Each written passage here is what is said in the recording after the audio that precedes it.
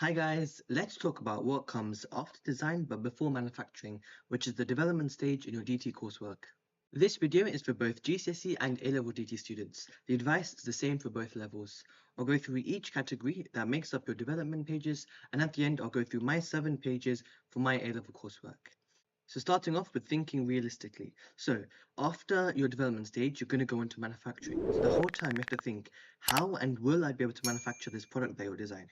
You have to think about, is it too simple or is it too complex?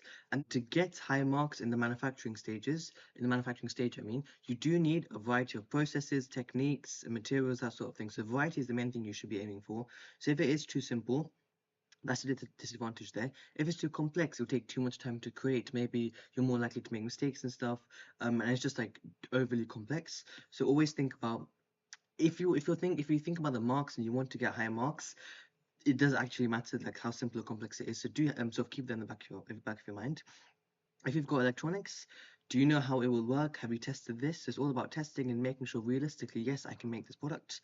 A part of this is also dimensions. So you will need to work out the dimensions.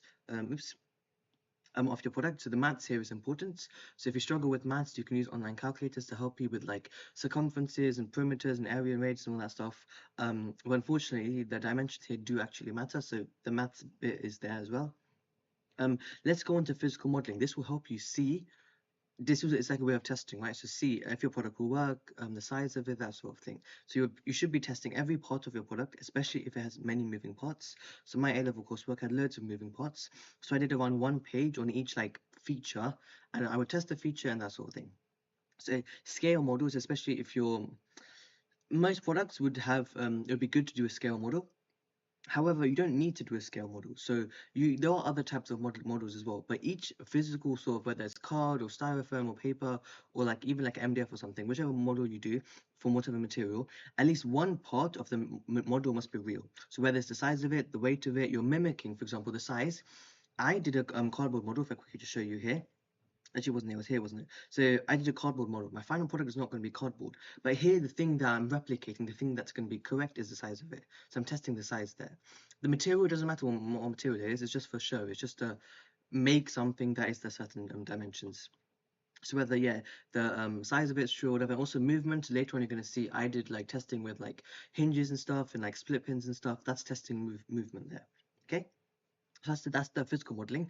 A big part of development is physical modeling. I don't think you can't do a good development without doing physical modeling, but also CAD modeling is really important.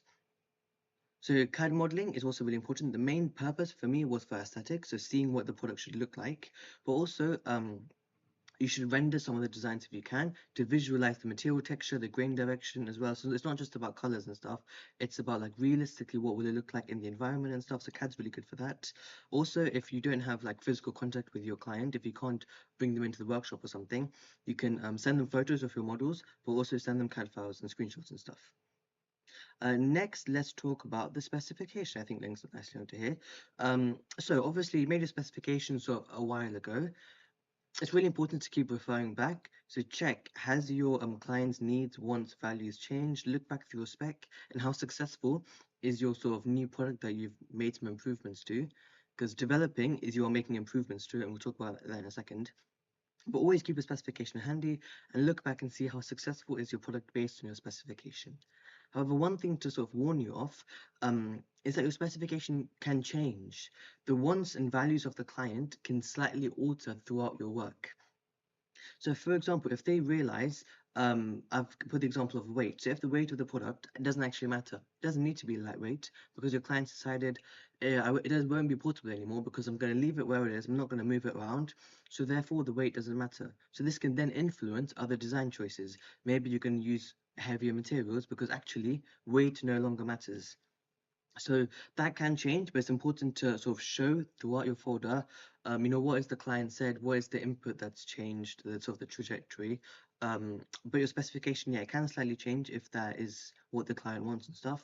But on the whole, it's important that you each specification point you're sort of checking back and flipping back and checking, is this still true? Is this still like, have I met that criteria or have I completely forgotten about it? Have I ignored it? That sort of thing. Then let's talk about improvements, which is what the development stage is. you're making changes through the iterative process. So what you do is you make a change, you test it, and then you see, is it good, is it bad, and you make another change. At GCSE especially, you would see this scamper sort of technique maybe.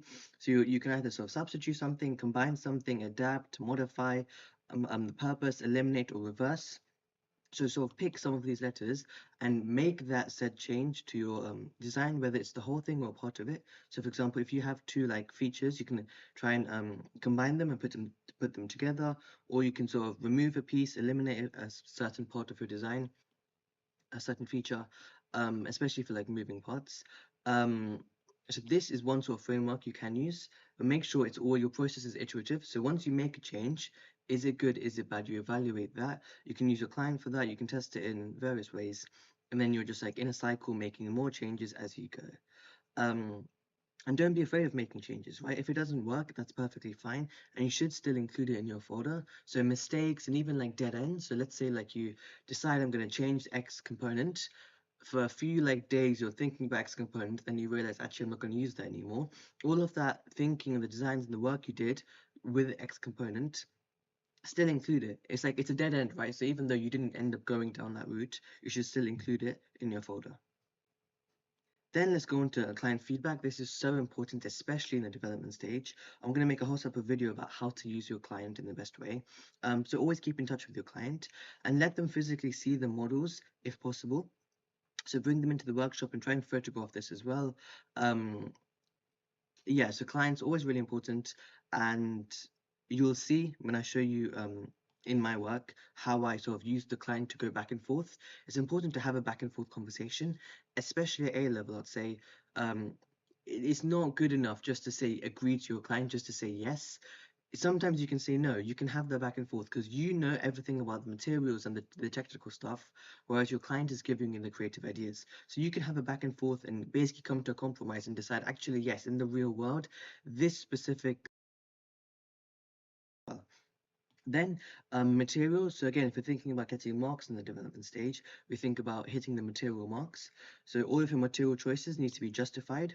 So whether you're using like MDF or more expensive like metal or something, why have you chosen that material? The reasons need to be realistic. So here, cost, and if something's too expensive, that's fine. If you should be using a really expensive material, but you can't source it, it's too expensive for your client's budget, then that's fine. Um, Maybe try and find a cheaper alternative and make it clear in your folder. So it's all about the real world. So just like because you can't source something, um, like maybe it's just like not available or it's too expensive, and that's fine. Just make it clear in your portfolio. Um, you're gonna have to source some materials yourself, so not everything you need will be in your workshop. So think about like on Amazon and find like a cheap way to buy something. Think about sustainability of components. If you're ordering a component from like China or something, that will affect like your sustainability and life cycle analysis and all that stuff. Um, so that is just to really quickly go through the different parts of a development, the different questions you should be thinking of. Let's now go through my one from my A-level coursework and let's see sort of how I implemented these things. I think I did quite good in the development and I quite enjoyed the stage as well. So let's zoom into those. Okay, so I've got my first page of my development here. I'm going to use this green highlighter just to sort of highlight over the key things. So as page number 21, I'm doing a full scale model here. So as I said earlier, I'm using cardboard. So the material does not matter. It's just the easiest material I can use. But the importance here is the scale and the dimensions. So this whole page, I'm looking at the dimensions. I'm considering are these dimensions correct? Are they perfect? And you can have a number, for example, like 300 millimeters. That's a number, but you can't do much with that unless you physically got it in front of you. So that's the whole point of like physical modeling. So I go through the steps of like how I sort of manufacture it, and then here I talk about like I'm changing the size. So I think I make it taller, and then yeah, I've got like pictures and stuff to show that actually my client wants a slightly taller product. Um, and that's what this page is about, like physical modeling and seeing like the dimensions. Then I go into a specific part. So I should have actually mentioned my product is a jigsaw puzzle table. So like putting jigsaw puzzles in and using like doing constructing, I should say, jigsaw puzzles on the table. So that's why, for example, the box there, I'm talking about the puzzle box, like the lid of the box. Um, So I do a whole page on just that specific part of displaying the lid, because you need to see the front of the box of like the picture to see sort of which pieces go where. And that's what I'm doing here. So using cardboard again. When I talk about movement, I'm talking about things like the mechanisms, right? So here I'm testing like how can I do it? I'm doing designs, so like drawings, and then back to physical modeling and using CAD as well just to show things moving, parts moving. Here I'm using paper as well. A paper template is a really good idea.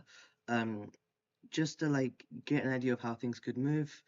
Um, and yeah, I think this page comes up quite nicely. In the end, I do the whole thing mostly out of MDF, and I use like the similar track system here. Yeah, so I end up using this mechanism here where like the MDF piece just sort of slides upwards and then it gets locked in by moving sort of left in the notch there. Um, so yeah, this is one page of development focusing on one part of it. You can also see I've got introduction and a conclusion. So I think this way I did it is quite good. So different features, different parts of your product, different page for each one, and then an intro and a conclusion for each page. So I say on this page, I explore different designs to display the lid of the puzzle box when puzzling. And then my conclusion is I have designed a suitable mechanism to hold the puzzle box lid for my final design solution. And then next, I've got like sort of spinning platforms or like panels, I call it here. So this is another part of that, another part of my development, looking at this mechanism here. And in the end, I use a 3D printed piece. Um, so you can see like how I'm testing things and drawing like ideas. And then I've got some iteration here. So originally when I printed, I think these ones, there's some mistakes in here. So I go back, I redesign it, and I print it again. Um, yeah, and then just so this purple bar is just covering my candidate information and stuff like that. Okay, let's move on. So was that the, yeah, that's the first 3 pages. Now the fourth one.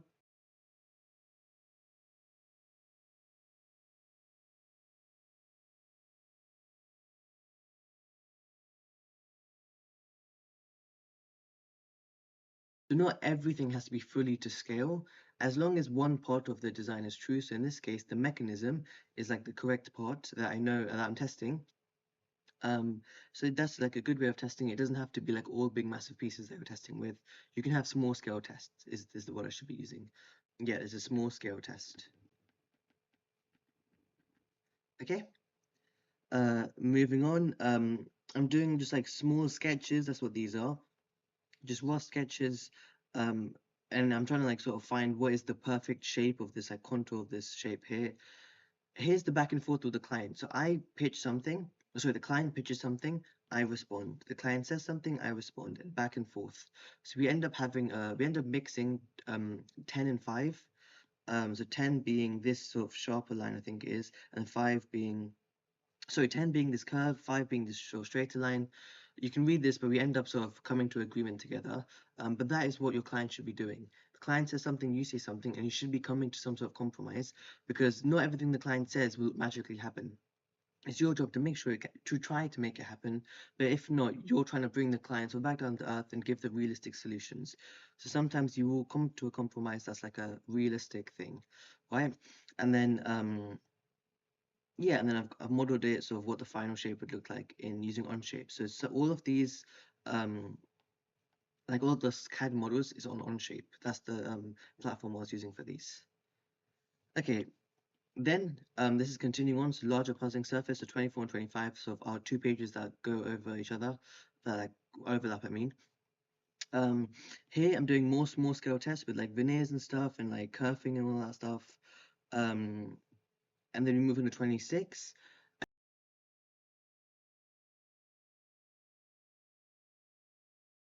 Researching information from websites and stuff, trying to find like the perfect veneer I can source and how I would attach the veneer and stuff. So you can do research in the mark scheme for A-Level and Excel. They say perceptive use of research to inform ongoing developmental changes. So you can do research as long as it's useful and it leads you on to something in the future. And then my final page of development, I'm looking at the drawers. So my product's got like 3 drawers, and then finishes and stuff. So again, I'm using my same card model from earlier. I've got these like black material that's like just another type of board. And yeah, I'm doing more physical modeling. Then I go into like actually manufacturing and using the laser cutter. So I do some small scale laser cutter tests to set up the laser cutter in the correct way. And then I sort of summarize as like a conclusion all the changes that I made. Okay, so that is all the stuff about the development. I'd say have a look at the mark scheme. So whether it's for GCSE or A-level, open up your mark scheme for exam board and look at what the mark scheme says. And then follow these tips about these questions you should be thinking of. How can I make my product? What's like what is the sort of mental roadmap I'm going to take to make the product? And then after this, you go into your final design solution where you sort of lay out step by step the steps you're going to do to create the product, and like a cutting list and all those other things, just preparing yourself for manufacture. Okay, so that's it for this video. I will have other videos on this channel, so Mitchell does DT, so subscribe for more videos. Bye.